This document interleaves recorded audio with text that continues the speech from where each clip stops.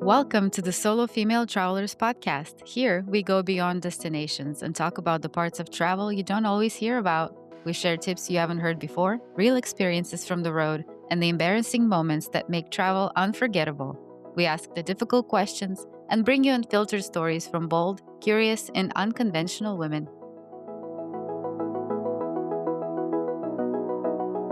Hello, and welcome to the Solo Female Travelers podcast. Today, I'm excited to be joined by Naomi, our wonderful Scotland tour host, and someone I've had the pleasure of meeting in person on our May 2024 Scotland tour. Naomi is one of those people who makes Scotland feel immediately more layered and more interesting and more alive. She has many stories, and I love listening to your playlist on our drive to the Isle of Skye. In this episode, we will be talking about how to actually plan a trip to Scotland, what people underestimate, what to pack, what to skip, what's worth the effort, and just in general, how to think about the Isle of Skye and why learning about local artisans and communities matters so much when you travel here. Naomi, before we get into all the practical planning advice, could you introduce yourself a little bit and tell us how you started taking visitors around Scotland? Well, hello, and that was a fabulous introduction. I wish all introductions could be like that. A little bit about myself. Well, I am from Scotland and I studied art history and languages. And so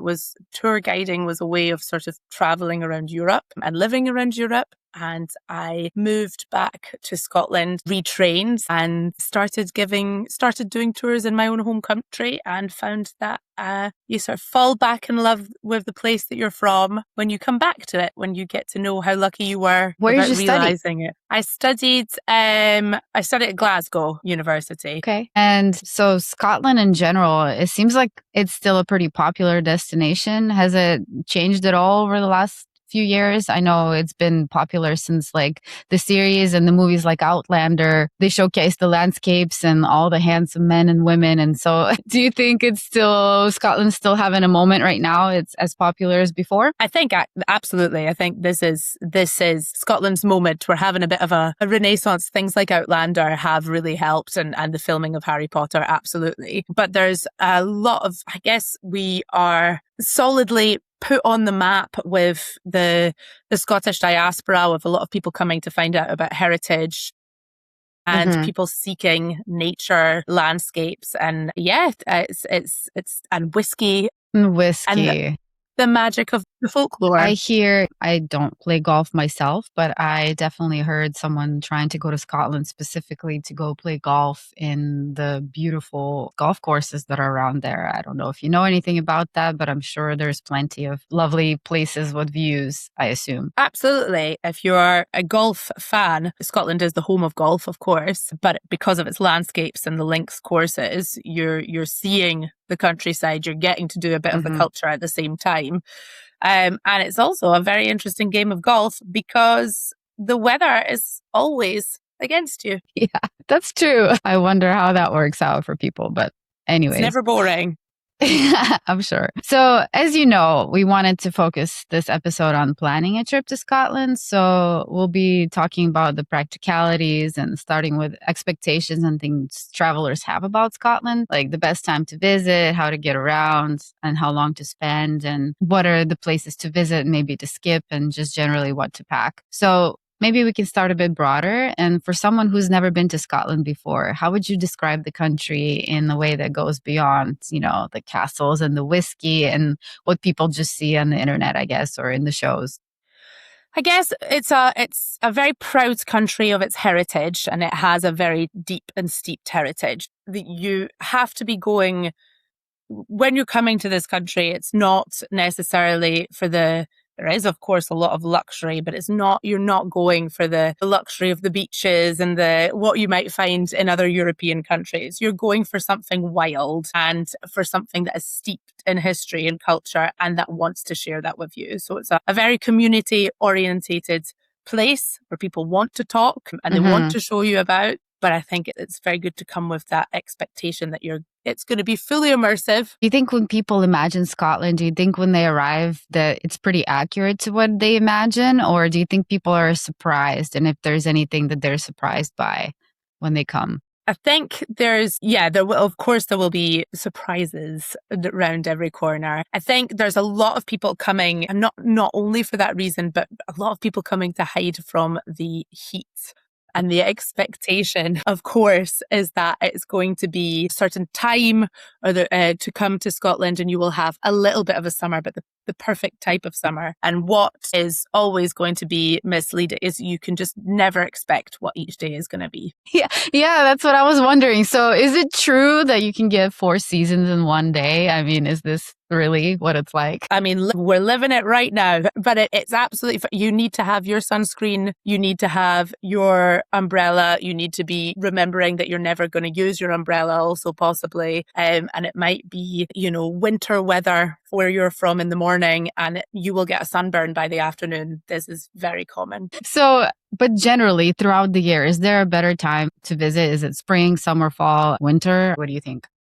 I think because we're an island, because of the Gulf Stream, we don't actually have temperatures that go particularly low or high. So you always kind of imagine quite temperate, not freezing cold of Canada in winter, for example. Very, very hot either, of 100 degrees Fahrenheit, nothing like that. However, because we are so far up north, it gets very dark where we are in the winter time. We will have in Edinburgh, in the south of the country, it will get dark at 3:30 on a bad day.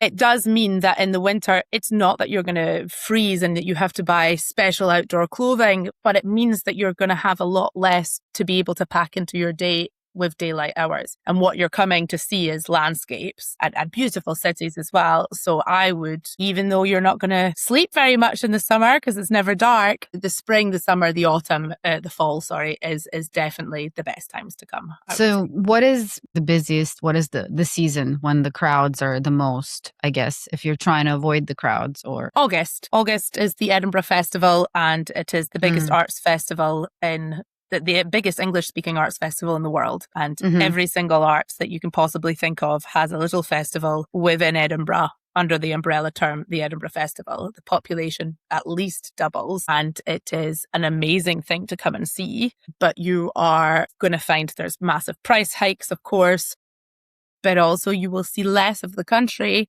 and more of the festival. So yeah, that's definitely the busiest time. So I guess it just depends on whether or not you really want to see the festival or if you want to avoid the crowds. So you kind of choose. So if other than the month of August for when it's busy and when the festival is happening, do you have a favorite month if you were trying to come not for the festival to visit? Yes, but only because of folkloric, legendary reasons that are completely made up in my head that are reminded from childhood with rose-tinted glasses. But in my head, May and September are the sunniest weather. But we always wonder whether that is because that May is when you have your exams and September is when you're back at school. So obviously you only remember that it was sunny and you were stuck indoors. Interesting. And I really love Halloween. I love October. I love the fall. Beautiful, beautiful colors. Yeah, I'm a little bit sad that I visited in May. And then I know as I was helping plan the tours for October and we were doing the Mary King's Close underground. And I was like, and you were talking about how you're going to make it extra witchy. And I was like, oh my gosh, I wish I came in October. And did you dress up at all for any of the tours? Not to spoil it for anyone coming in October as a surprise, but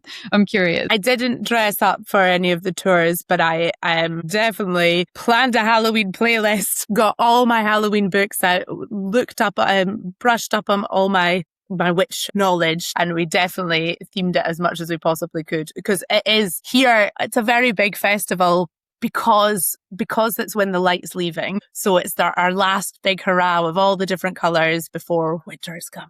So that sounds so really fun. Nice. It's an atmospheric time to be here. Yes, that's awesome. Okay, well, let's pivot a little bit. So we know Scotland is a pretty safe place to visit solo, but the logistics probably can be a bit difficult. And we see many posts in our Facebook community where members are asking about how do you get around, driving on the left and the tiny narrow roads of the Highlands kind of maybe freaks people out a little bit. And the distances can seem a bit iffy. You think it's going to be faster and then it takes you a lot longer. Do you think in general, is it easy to travel Scotland solo? I think it's incredibly safe. I think it's pretty safe, and it does have a very good reputation of being safe, especially as a female traveler.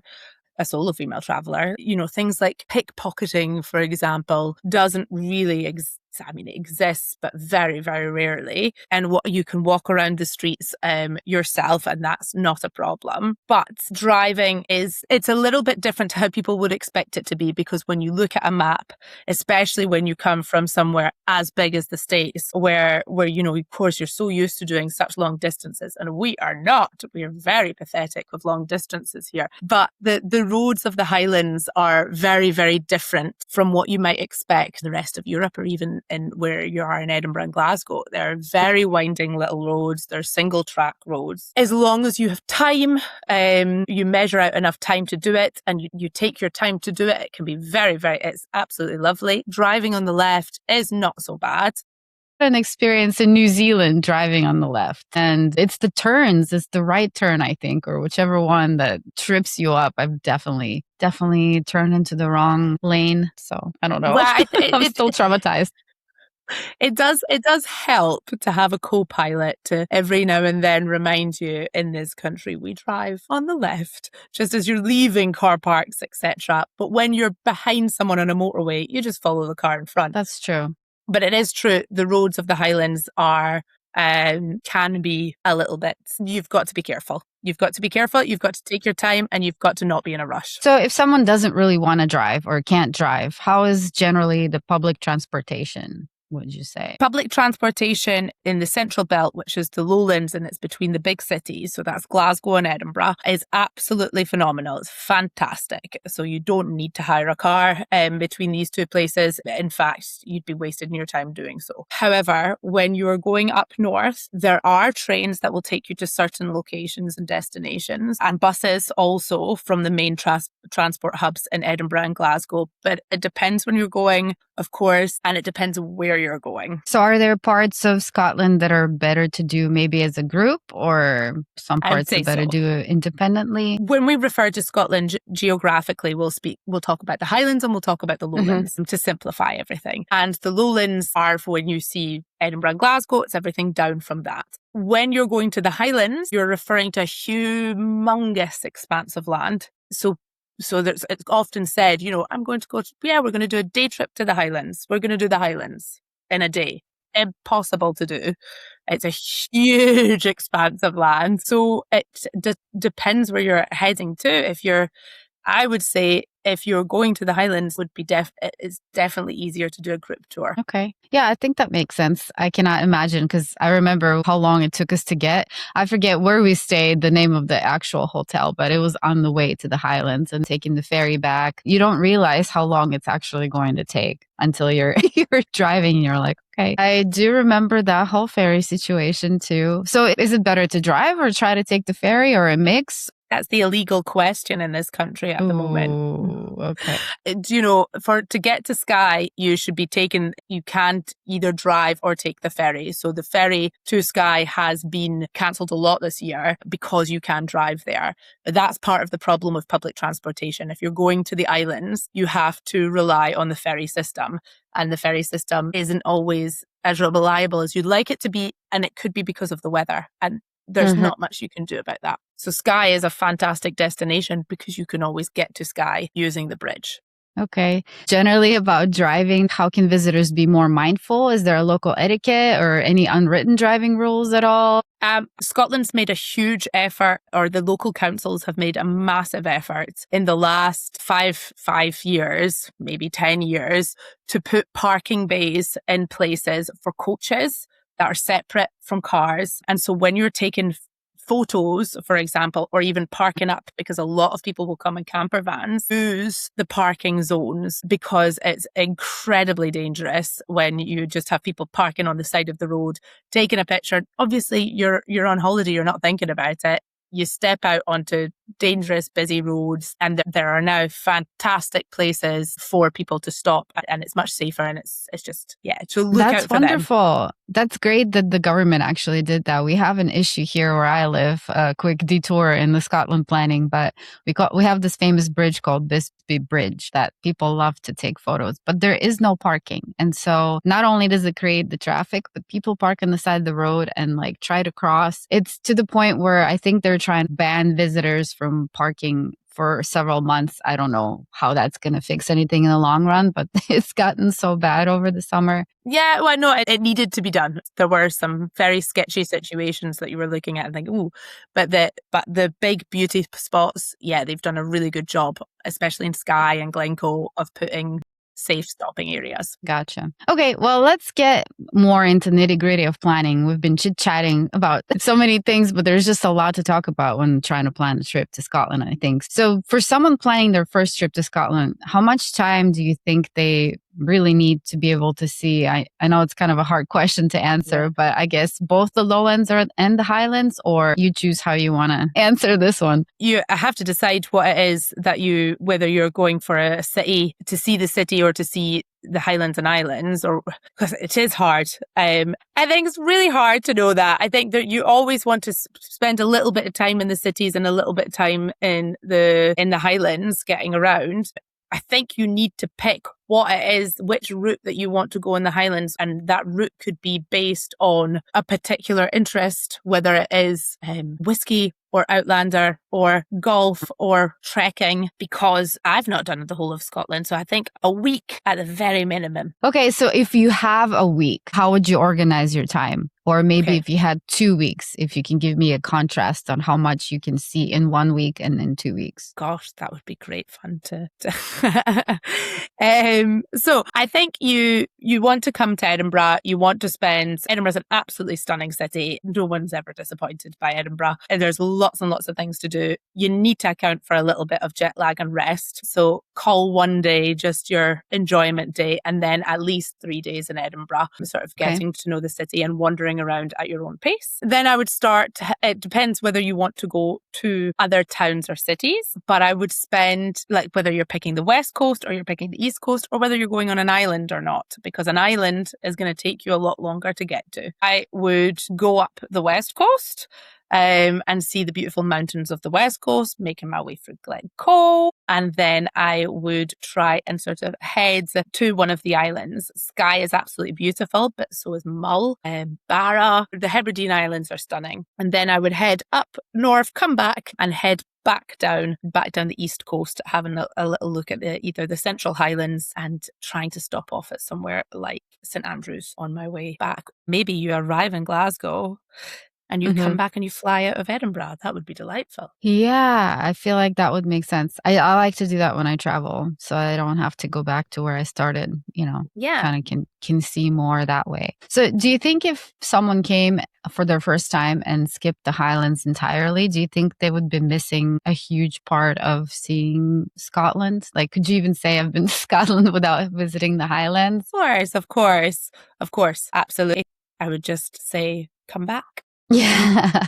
Yes. But you can definitely experience, in the cities in Edinburgh and Glasgow, which are right next to each other, you can definitely experience some fantastic things as well, and still the culture and identity there. Do you have a favorite island? I feel bad even asking this question. Mull is beautiful. It's like pink granite, the white sand, beautiful clear waters, dolphins, puffins, Iona right next door. Maybe amazing. Clearly I missed out, and I guess I'll have to come back to Scotland. Nowhere is bad. Yeah, of course. So do you think there's any places that really deserve the hype? Sometimes you have this place built up in your head and then you visit and you're like, okay, is there any place like that where it's like, yes, this is actually amazing? Or maybe some places that you're kind of like, I guess it just depends on what your expectations are. If your expectations are, as I said, not like of a city break and of the luxury that you will find in, in some places in Europe, and you're going to be disappointed by the Highlands of Scotland because it is very, very rural and it is very untouched. It's very community driven. You arrive in Inverness and you say goodbye to the last McDonald's and Starbucks you're going to see. So if you have that as like a sort of European city break destination, Edinburgh's not going to disappoint you, neither will Glasgow, but the Highlands will. However, there's some places, so when you take people, when I go to places like Glencoe, for example, or Skye, and you go for the walk that we do up the Old Manor Store, there's something very special there. There's something very special that's going on in the air and the majestic landscape, and it makes you feel so small. Absolutely. That was my favorite part of our trip. My favorite part also. Yes. Okay, so what about if you want to see more local experiences and you want to visit local artisans, makers, shops, cafes, galleries, like what you were talking about as far as the heritage and the culture of Scotland? Where do you find most of that, or can you find it everywhere, I guess? You can absolutely find it everywhere, but just like everywhere also, you have to be careful. There's so many artisans and people working in independent businesses trying to promote products that come from this country and bring the work back to these really, really rural areas that need people to invest in them, and they need the local artisans to stay where they are and utilize the landscape and the products from the area. But it can be quite difficult sometimes to know the difference between who is giving you something authentic or what's sold or, bought from Amazon and sold as a Yeah, that was definitely one of my questions, because it's hard to do that most places you visit. So is there a way to tell at all, you would say? I would say chat. I know that's such a cop-out answer, but the power of conversation in this country, as in when you start talking to people, they will talk back and they will give you the chat. They will. And you can feel the passion behind what people are making and doing and their livelihood, and you know it. Unfortunately, it is still legal to have, for example, cashmere, which seems to be sold everywhere in Edinburgh. You can buy cashmere scarves for £10 because they have no need on the label to say it's a cashmere blend. So it could be 1% from cashmere. I had no idea. Very frustrating. You talk to the people in the shops, talk to the people in the pubs and the hotels. Everyone people are proud here. They want to give the very best of the country, and everyone's got the best advice, the best conversations. Most visitors come and say is the taxi ride from the airport to the centre of town. That's where you get all the good gossip. Okay, that's a really good tip, actually. So on that note also, what are some of the experiences that most visitors maybe skip, but that are a lot of fun? Like, for example, I'm a bit sad that I didn't get to see the Klansmen show. That's another one. So it's a well-known activity. Do you think that's worth doing? Is it, are you missing out if you don't do it? What are your thoughts on that one? Yeah. The Klansmen. Yeah, I love it. I think it's fantastic because with humor, it gives you a little bit of an idea. And because we're not in school, we're on holiday. The idea is to have an immersive, fun experience. But I do think that what's great about the two brothers at the Klansmen is they're giving you a very good idea of what actually, this beautiful landscape that you're going past all the time and all these things that you're hearing about of the clans and the tartans, of what's the reality behind that and how did these sturdy people manage to survive in this rugged landscape. So it's a fantastic thing. And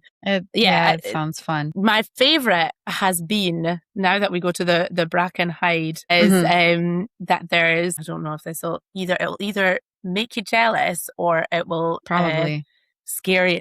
People hate the idea of it, but there is a cold water, there's a natural pool that comes off the hills. So we go glamping pods and it is very glamorous. I know. Every time I see the photos, I'm like, oh. And you've got the outdoor sauna looking out onto the rest of Portree, and then you dip in this pool. It's freezing cold.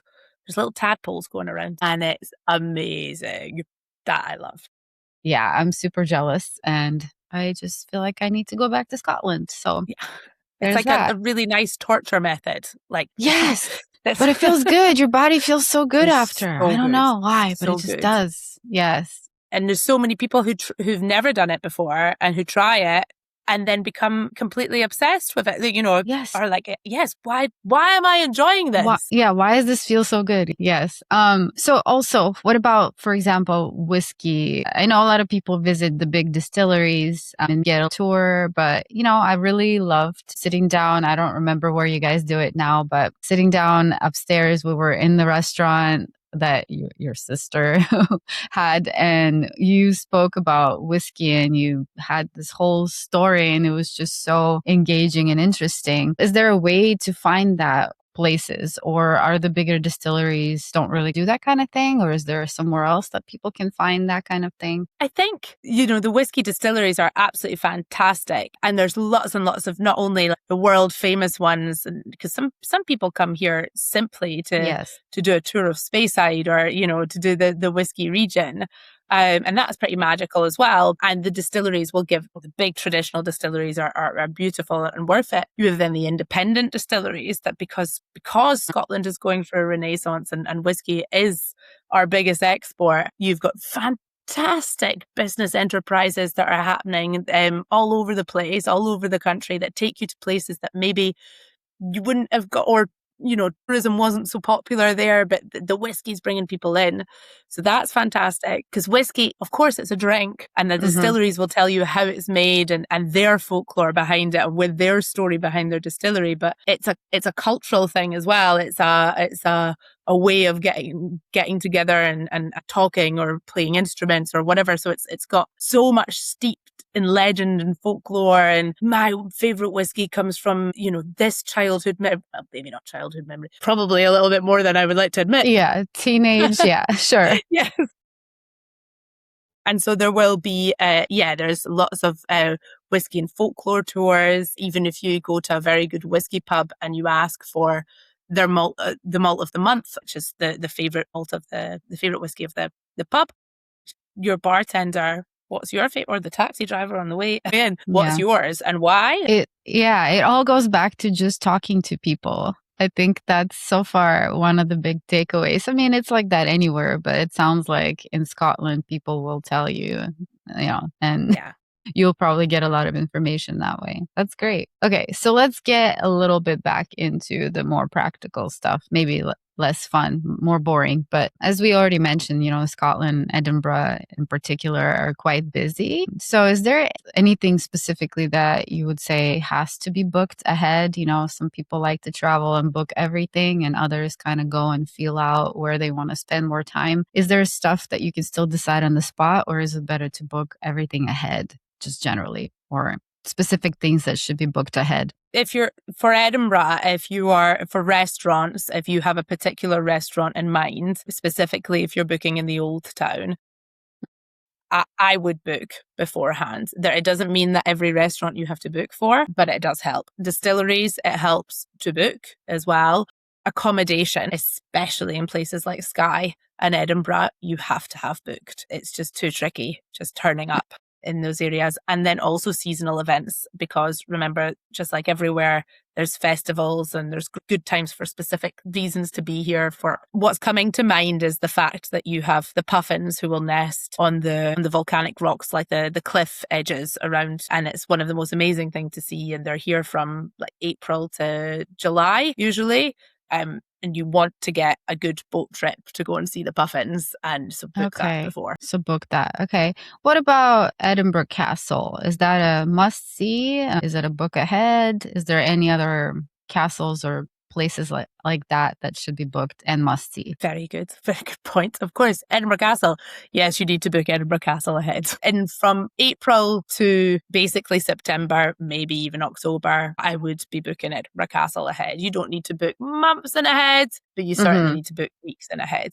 I think it's very difficult to say anything other than, yes, you kind of do need to see the inside of Edinburgh Castle. It is the iconic focal point of the city, and the city only exists because of that fortification. So it's perhaps not, again, what people think it's going to be, a big royal palace with, bouginess on the indoors. But no, it's 3,000 years of history built up, and excellent views. Yes, yes, it is quite impressive. Okay, what about if people are staying around the Royal Mile? Do you think they're going to miss out on more of Edinburgh if they just kind of stay around that area? So I live in Edinburgh, so hands up and show my bias right here. I think it's an absolutely fabulous place to live and it's a fabulous place to visit. But people do, as people always do, we all follow each other. And so there's a big congestion at the top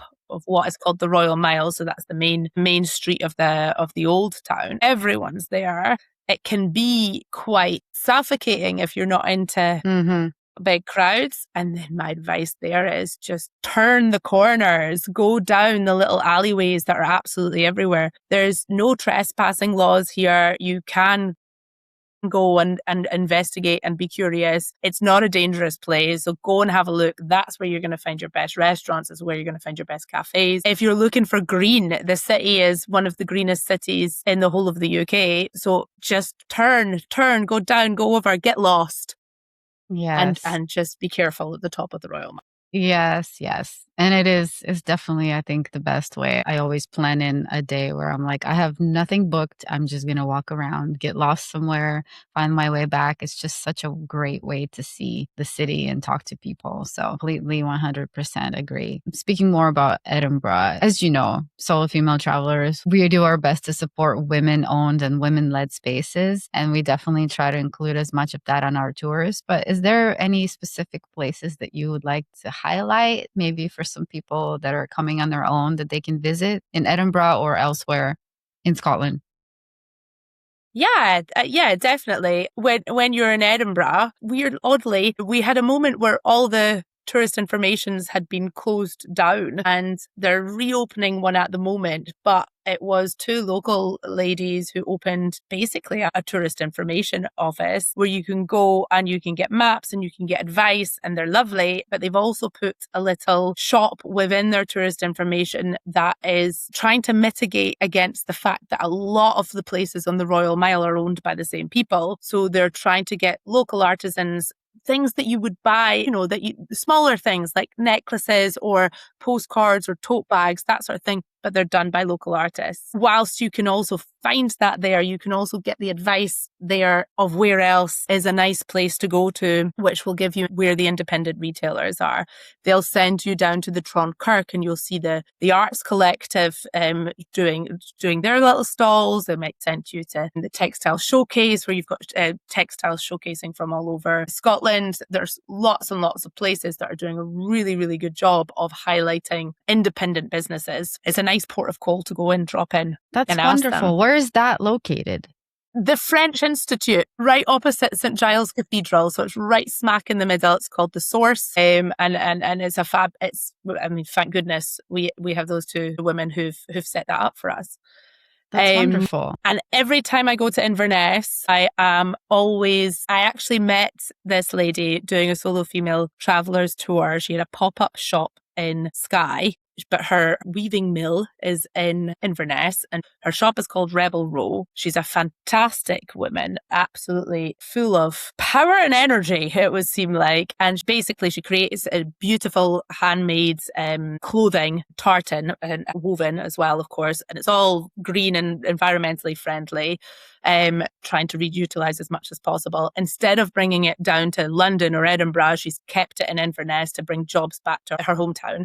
And she does a lot of things in society. So she's also campaigning to the government to get tartan as a protected material. She worked with the two fantastic women who wrote the Witch Index to find out about the witch trials and all the women who were tortured and killed during this time. And she made the witches tartan. She's been in the Traitors, if you've heard of the Traitors. And so I have not.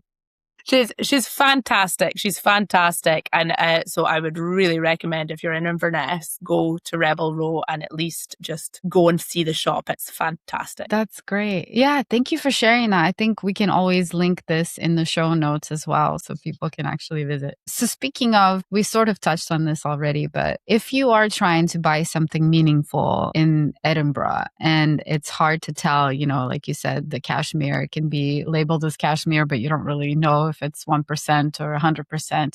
Is there specific souvenirs that you think are easier to spot or anything that's more meaningful to buy, I guess?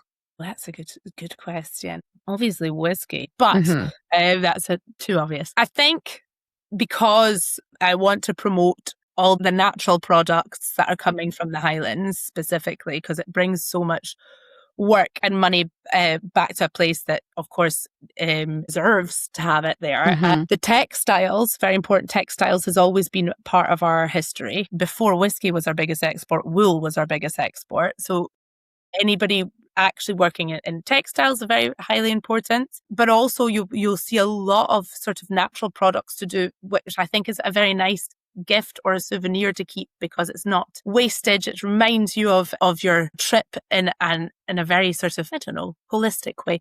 Candles, there's like this guy making candles, but there's lots of people doing and making candles with the natural plants and fauna from Scotland, soaps, and I think that's really Hmm. nice. And then obviously, but this is just because it's me, books. Okay. Is there a big book culture? Is there a lot of small like bookshops that you can find? Lots of cracking bookshops, independent, wonderful bookshops all around the place. Lots of fantastic female authors coming out, whether you like crime fiction or similarly historical fiction. There's just absolutely, at the moment, there's some fantastic stuff coming out. And I just feel like when you're reading a book to go with the environment around you, it just sticks in your head a bit more, makes the That's very experience last true. longer. Maybe I won't put you on the spot here, but if you have any books that you would like to recommend, because it can be really great to read ahead too, and then seeing it in person. I love doing that. You're reading a book about a place, and then you go and you just feel like, oh, I read about even this street or this place or this island or Yes. whatever it is. I won't put you on the spot. No, you can.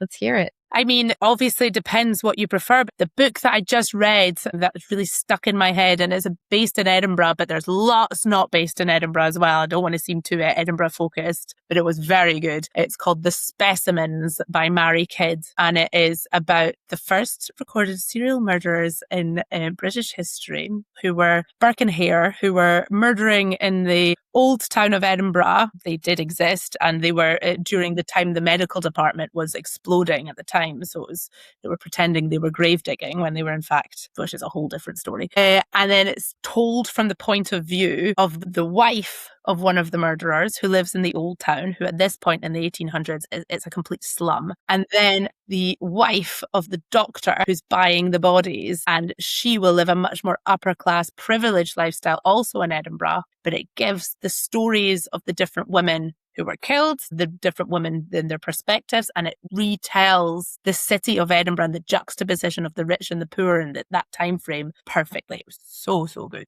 Sounds really seriously right up my alley. So I'm going to have to, hopefully it exists on audiobook because I truly half the time don't have time to read an actual book, but audiobooks all the way. Thank you for sharing that. And we'll pivot one more time to something boring again. Let's talk a little bit about packing. What kind of shoes do you recommend people pack? Do you really need waterproof jackets, umbrellas? Just kind of give me your thoughts on packing in general. Chalk out any sort of high heel that you have from your bag. There is Yeah. no point at any point will you need to wear them or will you No be able to stilettos. wear Got them. it. Yes. No stilettos. Even in the city, it's cobbles everywhere. What's fashionable in this city in this country is being comfortable and warm. I would bring your rain jacket because that's going to be the most important thing you have. Layers, walking boots, really you need comfortable, and by walking boots, it can be trainers as well, but it has, sneakers, sorry, but it has to be with a good tread and that you're okay getting a wee bit muddy, possibly. I'd bring the umbrella because I think if you don't bring the umbrella, then it's a certitude that it will rain. But because it's so windy, you'll never get to use it. Prepare for this, and then what will happen is you'll arrive and you'll be like, that's not that bad. What was she on about? But that's the best way to be. That's the key. That's true. That's true. Is there anything that you think people wish they packed that every time they come, they're like, oh, I should have packed this? Always, it'll be one day, 1 week, folk will say, I've just brought my winter things and it's boiling hot here. Okay, so 4 seasons in a day. You 4 literally seasons plan in for one that. day. Four skis Okay, got it. and bring your sunglasses and bring your hat, but bring your jumper as well. You don't need a massive suitcase, but you just need to have a layered approach. So one more weather kind of related question. What about midges? I know some people have heard of it, some people have not. So what are your thoughts? Is it super common? Are people overthinking it? Is it as bad as some people think? Well, for our trips in May and October, you should be midgie free, maybe. You might feel them in May. What about generally people visiting, whatever month? What is it like? Okay, so generally, if you're coming camping, for example, and you're going trekking, then you will need to know about the Midgie forecast. And so the Midgie forecast, I believe it's done by Dundee University, but it's basically a map of Scotland, like a weather forecast, but it will tell you a score out of 5 how many midges are in a specific area. Midges, by the way, are not mosquitoes. They're tiny wee bugs that are just highly irritating. And they are like, think of the most irritating thing you can think of and then times it by 100. But they are very, very small. And so if there's a bit of wind, they're not really there. If it starts raining heavily, for example, they start disappearing. It's when it is dry, still weather, but there is water. So if it's rained and there's water in the heather or you're by a loch, a lake, then yeah, you got to be careful for the midges. And I would check the weather. If you've got some sort of freedom about where it is that you go and the trek that you go on, you can check the midgie forecast and you can say, all right, 1 out of 5 or 2 out of 5, that's fine. Even 3 out of 5 possible. But if it says 5 out of 5, avoid. And then everything that you need to deal with midges, you can find when you're here. You do not need to pack in your bag beforehand. And it's not as bad as people think until it is. No. Okay, so look at the forecast. Got it. And you can buy whatever you need when you're there. It's very possible that you spend a week or 2 weeks or a month in Scotland and never experience a midgie. Okay. I don't think I experienced midges when I was there in May. So I guess May is just, or at least where we were lucky. Just completely dependent. I think it took me to being 35 years old to understand what people meant by this is the worst thing that could possibly happen. Okay. It'd always been a wee bit annoying, and then suddenly they're in your eyeballs, they're in your eye. Okay. So I could see why people will read about it and probably think, oh my God, this is going to be horrific. So I get it. It's usually, it's really for the campers and trekkers. Okay. Well, as we get to start to wrap up our conversation, is there anything that you think I should have asked you or anything that I think people should know and we haven't really talked about at all? I liked the question of what about Glasgow? Because I'm going to say the places that are maybe less well known. Well, Glasgow is not one of the places that are less well known. We talk so much about Edinburgh and we talk a lot about the Highlands and the Hebridean Islands. There's also the Northern Islands, which are amazing, Shetland and Orkney, for anything to do with archaeology. Fantastic. The south of Scotland, which is completely left behind in the sort of tourist publications, but it's beautiful as well at the Borders and Galloway. And then as a city, which is absolutely fantastic and absolutely full of culture, is Glasgow. Glasgow is just an incredible, incredible place. And what I would recommend, should anyone have time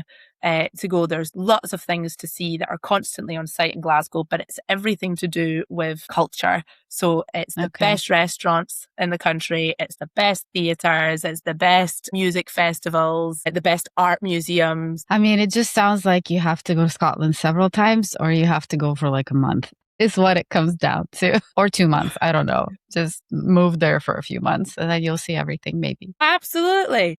All right. I'm coming to visit, Naomi. Finally, let's get to just a couple of rapid fire questions as we do with everyone on the podcast. So, sunny Scotland or moody Scotland? Sunny Scotland or moody Scotland? I can't. Is that Halloween or sunshine? I can't decide between that. You can't pick one? Okay. No. Okay. How about whiskey tasting or afternoon tea? Maybe you can't decide that either. Whiskey tasting. Whiskey tasting. Okay. Cozy pub or fine dining? Can't they be both? I mean, they can, but I guess for the purpose of this, can you cozy pick one? Cozy pub. I knew that. I knew it. As I wrote that question, I was like, she's going to say cozy pub. I think it's because the first time I met you was in a cozy pub. It was right before the tour. And one more just for fun. Window seat or aisle seat? On the bus. On the plane, train, I guess, bus. Oh, I mean, I was thinking plane, but definitely it should be the window seat. But because obviously you've got quicker access to the bathrooms, the aisle. That's true. The window. Okay, window. Got it. Okay. So, Naomi, thank you so much for joining us today and for sharing your perspective on Scotland, its stories and its landscapes, and of course, sharing some lovely practical tips on how to visit this beautiful place. Our conversation was such a beautiful reminder that travel is not just about seeing the highlights or ticking the places off a list. And I'd say the biggest takeaway might be just to talk to people, visit the small shops, and support local artists, read some books, buy some books, and if possible, take more time or visit more than once. I know so many of our listeners will walk away dreaming about Scotland, and hopefully this helps them a little bit to plan their trip. Finally, if you're listening and feeling inspired to experience Scotland for yourself, especially with Naomi, you can join us on our women-only Scotland adventure at www.tours.solofemaletravelers.club. We'll explore the country through history, landscape, stories, food, and local women who help bring it all to life. And as always, thank you for being here, for listening, and for being part of the Solo Female Travelers community. And we will see you next episode. Thank you so much, Naomi. Hopefully I'll see you in person on another tour. Thank you very much. Bye. And it's time for this week's embarrassing travel story. We'll call this one Trapped. This is from Anonymous, and here's her story. I was on a pretty full flight, and a few hours in, I got up to use the bathroom. Nothing unusual. I went in, locked the door, did my business, and then I went to leave. Except the door wouldn't open. I tried to unlock it again and again. I pulled the handle and nothing. I locked and unlocked it a few more times. The lights came on and off, but the door wouldn't budge. I pushed on the door, pulled on the handle. I tried to lock it again, still nothing. Before I went to the bathroom, there was a small line forming, and I think the people waiting quickly figured out that I was stuck. The flight attendant came over and started trying to open it from the other side. At this point, I could hear people outside asking what was happening, which is exactly what I did not want. The flight attendant told me she's going to push really hard and to back up as far as I can. So, yes, I climbed up onto the toilet seat because we all know how tiny those bathrooms are. It didn't take too long, and something in the door finally gave, and the door just flew open. By now, quite a few people were watching, and then someone slow clapped. Thankfully, it wasn't a whole plane clapping situation, but enough people joined in that I was mortified. I definitely used a different bathroom later on during this flight. Thank you so much for sharing your story with us, Miss Anonymous. If you have an embarrassing travel story of your own, we'd love to hear it. You can submit yours on our website at www.solofemaletravelers.club.